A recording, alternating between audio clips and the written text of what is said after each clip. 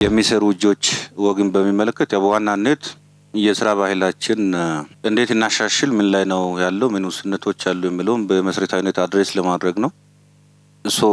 ይሄኛው ፖሊሲ በዋናነት ተግባር ተኮር በግብርና ላይ በኢንዱስትሪ ላይ ሰልጣኞች ተማሪዎች ስትሪማቸውን ለይቶ ችግር ፈቺ በሆነ መሰማራት በሚያስችል ደረጃ ፕላትፎርሞችን ያስቀመጠ ነው። ከዛ ውጪ እንደ ከተማችንም በእርግጥ እንደ ሀገርም በፖሊሲም በህግ ማዕቀፍ ወጥቶ ሲተገበር የነበረው እንደ ከተማችን የአፍሪካ ቅድመ ልጅነት ልማት ፕሮግራም ይሄ ትምህርትም የስራ ባህልም በአንድ ጀንበር የሚመጣ አይደለም፣ በትውልድ ላይ መሰራት ያለበት ነው። ከኤርሊ ቻይልድሁድ ጀምሮ ነው ከስራ ጋር ማላመድን መግባባትን ስራ ክብር እንደሆነ ማሳየት የምንችለውና ይሄንን በአግባቡ ሊያመላክት በሚችል ደረጃ የአፍሪካ ቅድመ ልጅነት ልማት ፕሮግራም በሚል ነው እንደ ከተማችን የህግ ማዕቀፍም የተበጀው። በፊት በከተማ ደረጃ ብቻ ታቅፎ የተወሰነ ጊዜ ተሰርቶ የነበረው ነው። ሌላው ምናልባት እንግዲህ በኢንክሉሲቭነስ ወይም በአካታችነት ልንወስደው እንችላለን። የነገዋ የሴቶች ተሃድሶና ልቀት ማዕከል እንደ አዲስ አበባ የተጀመረው እንደ ሀገርም ትልቅ መነሳሳት የፈጠረው ይሄ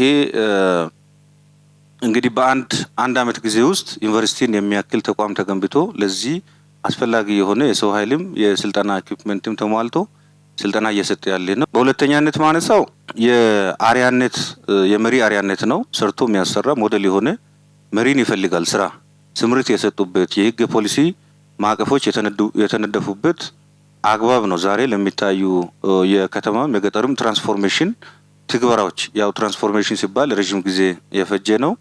ግን ይህን የሚባል የከተማም የገጠርም ካልታየበት ይሄ ተጨባጭ የከተማ ትራንስፎርሜሽን አሁን የመጣበት በአፍሪካ ብቻ ሳይሆን በዓለም ቀና ብለን ማሳየት ማስጎብኘት የምንችል ከተማ የተፈጠረበት አሁን ደግሞ ከከተማ ሰፍቶ ወደ ገጠር ትራንስፎርሜሽን ወደ አርሶ አደር አባቶቻችን መንደር እየሄደ ያለው ትራንስፎርሜሽን በመሪዎቹ አሪያነት ነው። ከዛ ውጪ የዲሲፕሊንና የስራ አካባቢን መለወጥ ማበረታታት ትልቁ ጉዳይ ነው።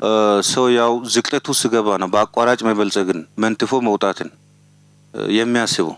እኛ ከዚህ ካልወጣን ዲሲፕሊን ከሌለ ዲሲፕሊን ሂደቱን ውጤቱን ብቻ የትን ፍጪው ዱቄቱን አምጩ ሳይሆን ሂደቱንና ውጤቱን ያስተሳሰረ መሆን መቻል አለበት።